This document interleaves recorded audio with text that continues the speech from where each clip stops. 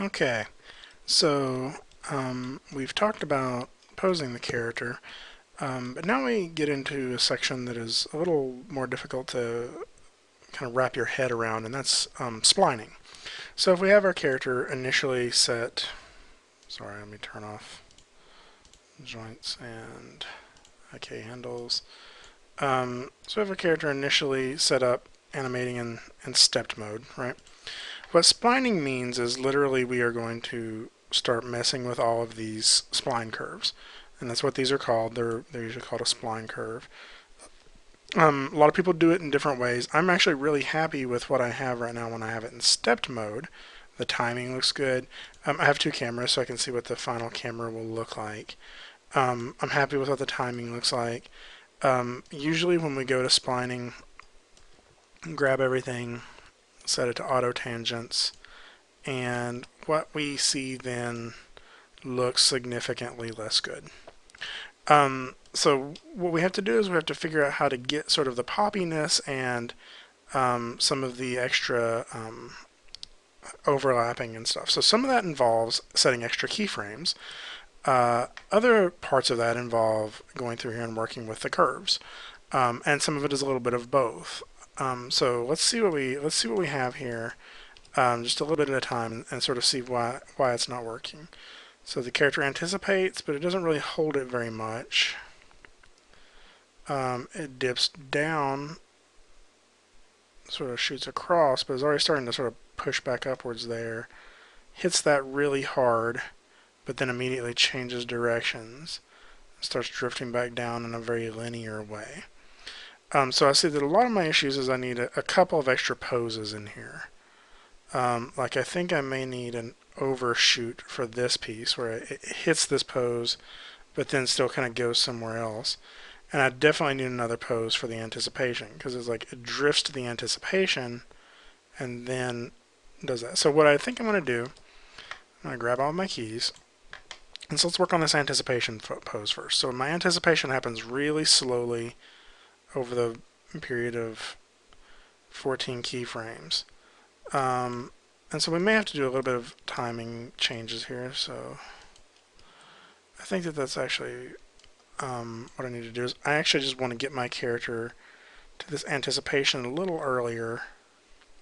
And I may even go ahead and shift this keyframe here to be a little later. So instead of on frame 14, now it's on frame 17.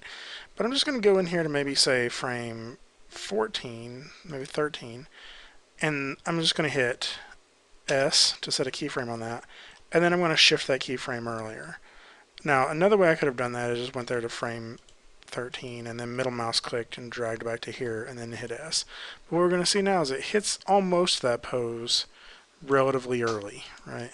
So the character gets to that pose kind of quickly, and so we're kind of borrowing a portion of that. Now it gets to it, but it doesn't completely stop. It doesn't lock, right?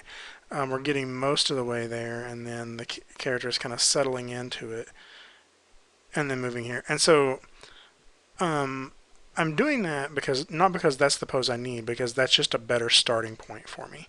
So if we want the character to kind of shift over to there and then continue it anticipating over, maybe I would actually go in here and put just a little bit more push on that. Okay, I would also probably have this pose be a little lower, and I would actually keep my foot on the ground here. So I grab the foot and I'm just copying frame 1 to frame 7. So we see that the anticipation's happening now a little earlier.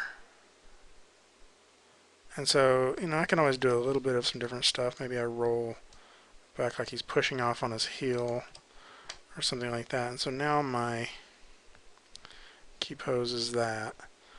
And then again here, I maybe would put another keyframe on my entirely up pose here. Because you see what happens is he hits that pose and then slowly starts to drift back down. Well, what I think I actually want is the opposite. I want it to sort of ease into that pose a little bit. So I'm actually going to duplicate this pose on frame 33. Move it back to here. Okay. And so what's going to happen is he's going to hit that pose and just kind of hold it, but we're not going to keep all of that because you see how it just kind of locks in place. The character goes up frame 35 locks in place and then settles back down. So what I'm going to do is I'm going to edit some different things on these curves to make that soften a little bit. So my translate Y obviously is going to be pretty harsh there, and so I'm just going to ease into that a little bit. All right. So it doesn't hit it completely all the way, and then he sort of steps into it. Translate X is the same. Okay. Translate Z, probably similar, not as intense. And so I'm just kind of looking at that just to kind of show you that there's two different ways of kind of getting the same thing. I can manually, manipulate the pose to change a little bit. And so maybe that's actually still what I would do. Maybe I would still have this pose a little bit more like this. So the character kind of hits this up. So I'm just going through and changing little bits at a time just to see. And then overshoots it and comes back that way. But still the foot is locking in place, so I still need something else to happen with this foot. So maybe he does a little bit like that. Let's see how that feels. I think maybe I should start coming back down toward the ground. So maybe I'll actually just borrow whoever's on frame 40 here. Okay, so now we get, when I watch this, the timing feels a little closer now, right? Now the thing that is also missing is some of the arcs of the hip. The arc of the hip is not something I'm happy with. So what I would do is I would go in here and with animation turned on, I would say create editable motion trail. And so now I can look at my motion trail in here and adjust that arc to be something I'm happier with. So you see the character goes kind of a little too low there, and then he kind of goes up a little bit and then sort of flattens out and then up a little bit more. So I think one of the things I would do is I would make this one lower and maybe make this one a bit higher. I have to pull that foot back a little bit. Okay, so now I'm getting a little bit of a nicer arc on that step. Okay. And so if we watch it now, so all in all, a lot of people maybe would call this almost finished. Those people are not called animators. So what we're going to do now, I'm just tightening up my timeline so we can see it a little bit better. So what I'm going to do now is a little bit more detailed splining. Now what is wrong with this? If I select every keyframe on here, you'll see that every keyframe is still hitting at the same time. So for example, the upmost pose here is hitting at the same time as the foot. So you see that the foot goes up right there and sort of hits at the same time. And so all of the key poses, all of the parts are hitting and starting and stopping all at the same keyframes. And so what I'm going to do now is I'm actually going to do a little bit of polishing on the curves to make them do what I want them to do, but I'm also going to offset some of this stuff. So for example, maybe I want this foot to start moving forward a little earlier. Right now it starts moving forward on frame 17, gets there on frame 23, but that's the same time that the body starts moving forward. You'll see that? So what I can do is I can actually grab this foot's keyframe and move that forward a frame. Maybe move this forward a frame. And so what we get is this feeling that the foot starts that motion and gets there first. Okay. Now I'd probably still go in here a little bit and change the way my foot arcs into that. I don't want it to ever really pop like we're getting there. So maybe I'll delete that one.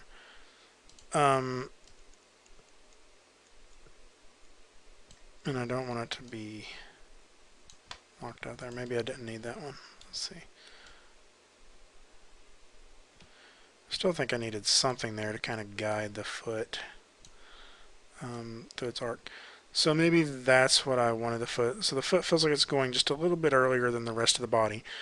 At the same time, maybe this part here, it's starting to rotate at the same time that the base here is starting to move, right? Maybe I want that to happen a frame later.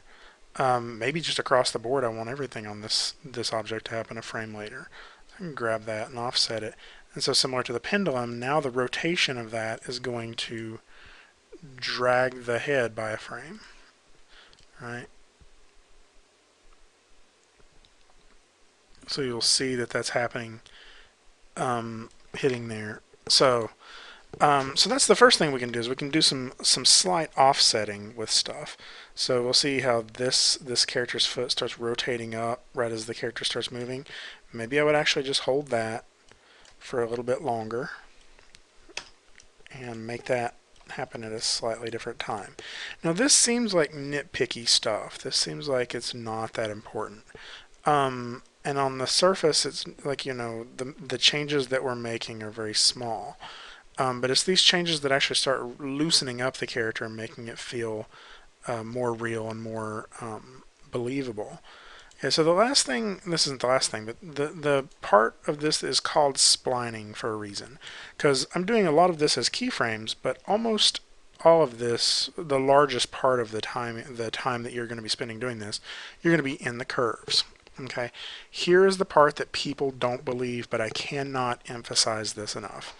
The way you do your splining is you go through and you start with the hips, and then you start with translate X, you frame this up, and you go through this curve and you scrub through it thinking nothing about your translate X. Now you'll see that translate X is your side to side movement. Okay, so what we have is the character starts to move over to that side, and then it kind of flattens out there, right?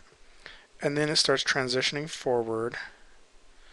It hits that point and then continues going over and then starts coming back, right? And so that's all this curve is sort of showing us, okay? But what it's showing us is sort of the simplest version of that motion.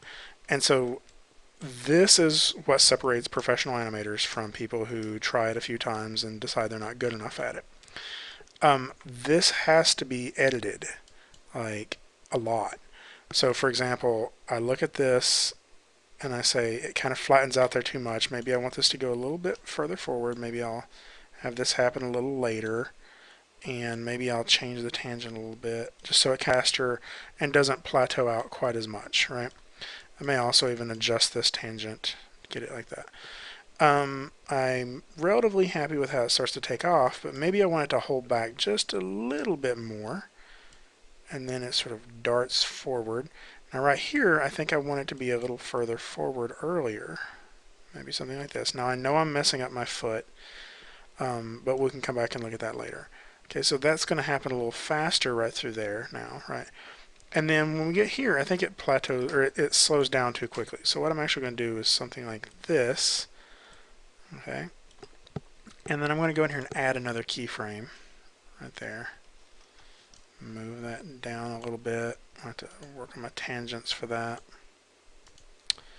Okay, so what I'm actually getting now is a little bit of some overshoot in the character.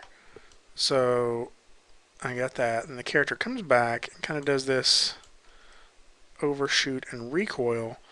The key I actually like to do is the add key tool, not the insert key tool. And so I'm just going to add another one here and sort of position that there so it doesn't quite take so long to sort of drift back. Okay, now these are all decisions I would make. I mean, I may not even be done yet. I would maybe also add a key here and just kind of get that sort of flowing the way I want it to, right? So all of those small tweaks there that I just made are only on the way the character moves from side to side, right? Which in this case is actually a pretty important aspect of it, right?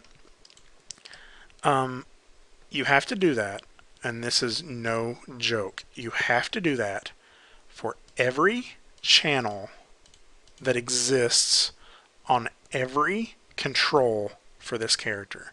That's why this animation, if I were getting paid to do it, would take me probably, I would say at least 7 to 8 hours. Doing a run cycle, doing a walk cycle, in for a character, I could do one of those maybe in about 8 hours. This is an equivalent amount of work. So literally, I've done that on Translate X. Now I got to Translate Y. I'll go through all of these for every control on the character. If you spend any less than 5 hours in splining, you're wasting your time. Like you're not going to ever be able to get a reasonable job being able to do it that way. So we're now going to look at the translate Y, which is our up and down motion, right? And so we'll look at that again. The character kind of dips a little bit and then comes back up. Maybe, and then the character starts dipping again right there. Dips kind of deep, pops up, but it kind of feels like it hits that corner and changes directions, and then comes back down and then just flattens, right? So we can see a couple areas we could improve. But the first thing I would probably do is considering adding a few more keyframes. I would add a keyframe maybe to have it get to that point a little early. That way it kind of hangs there just a little bit before it starts changing directions. On my dip, I kind of want to also have it dip down a little bit more. And I definitely want it to overshoot here. I want it to hit that top point, kind of go over just a little bit, and then come back down. After it does that, that's the up point. The character comes back down, and then it just goes flat. And so that was a problem with how I keyframed it. I would really probably do something more like that, and then add key tool. I would just go ahead and pop another one here to kind of bring it back. I maybe even would do something like that. I'm not 100% sure. I would have to try that out. Something else that maybe we consider doing is holding it up just a touch more so that drop happens a little, like it's like we're delaying the drop just a little bit longer. Okay, and so now if I watch that, keep in mind we're just thinking of the up and down. Okay, that's not bad. Right.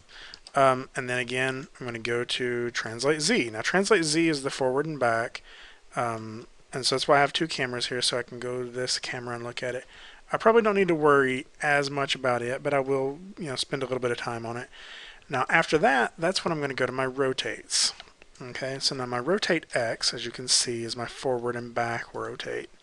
Okay, and so you can start seeing problem areas pretty quickly. What I'm doing to scale this in multiple angles, by the way, if you hold Alt and then right click, you can zoom in and out, but if you hold Shift Alt right click, you can zoom in and out in one axis or the other.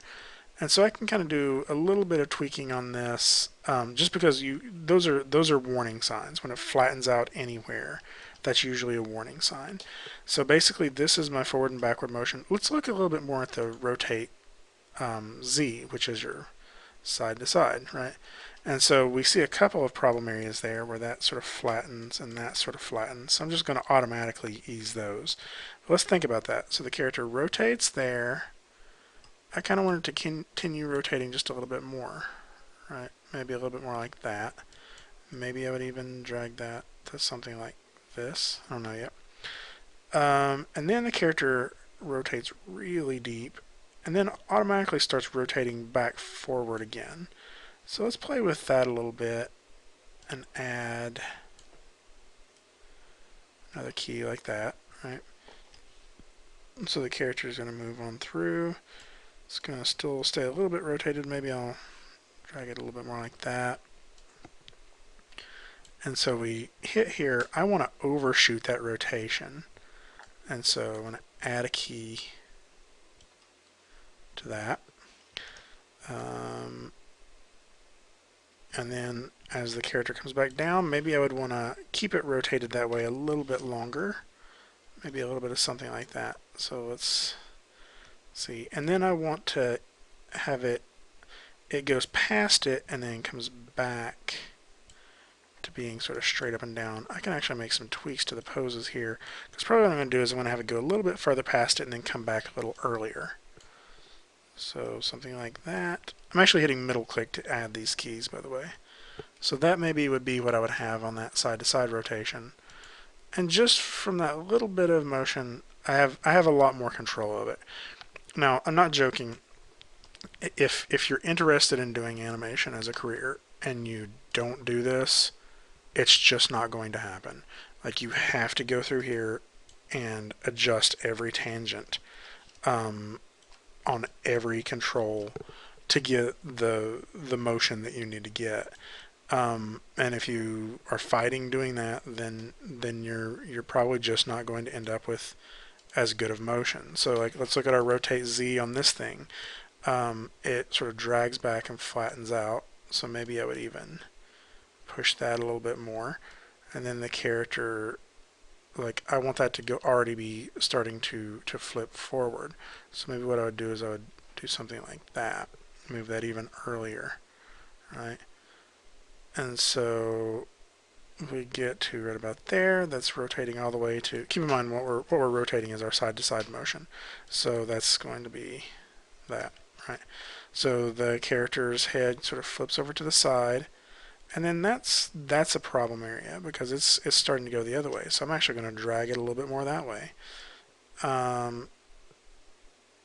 Okay, and then we want this to kind of hit and go way past it. So maybe even something like, I want something probably even like that. And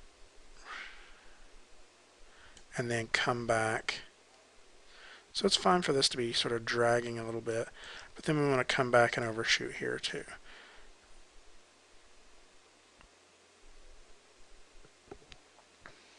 Okay. So that's sort of some of the base changes I would do. I'd probably still go in here and do a little bit more tweaking. Add key tool, maybe overshoot there a little bit. I would do that and that. And so what I'm actually going to get is those things are going to happen a little bit quicker now. So you see how I'm kind of getting this overlapping action in the upper head, right? And so I'll do that with all that. I'll add in the blinks, do changes to the blinks. I'll do it on the squash and stretch. If you look at my squash and stretch controls, these are a little bit like soft. I don't get quite as much stretching right there, but maybe I would actually want to squish a little bit right there. Maybe. And then pop up. Go a little bit past that. And then I think I want to get back down here to this squish a little bit earlier. So something like that. Add key tool. So, like, I don't know, I'm just kind of tinkering with it now, but this is going to be able to give you, so you're seeing that my squash and stretch is happening a little bit better. Now that's maybe a little too much at times, but, and so that's just those three controls. I still got to do the feet. If you've done anything to the eyebrows, I got to do the aims. And the feet have a pretty decent amount of controls on it, because we also got the toe roll and all that stuff. You literally have to look at every channel on every control, literally. I'm not being facetious. I'm not making this up. Like, you literally have to look at every one of the controls. So that's what spining is, and that's what polish is. So if you have any questions, please let me know, and I'll talk to you soon. Thanks.